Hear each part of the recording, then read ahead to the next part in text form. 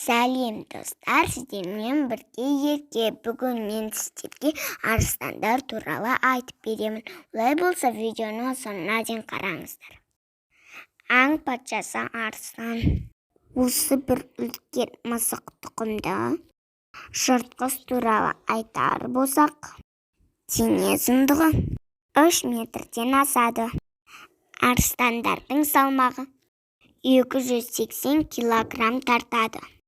Тіпті кейбірі 300 килограммнан жоғары болады. Олардың көзі түнде өте жақсы көреді. Тіпті адамнан 4 есе артық көреді екен. Ал тырнақтарының ұзындығы 10 сантиметр екен. Тырнақтары өте өткір әрі мақты. Арыстандар топпен өмір сүреді. Және отбасының нағыз қамқоры. Әр топтың өз мекені мен шекарасы болады. Олардың дауыстары зор. Күркіреп ақырған кезде 8 шақырымға дейін естіледі. Көздеген жемтігін қолға түсіргенде айбат шегеді. Арыстандар топтасып аң аулайды екен. Тіпті олар арнайы жоспар құрады. Бұлар нағыз епті аңшылар. Арыстандардың аң патшасы аталу себебіне байланысты түрлі ақпараттар бар. Соның бірі Ассирия патшалығына арыстандардың шабуылы.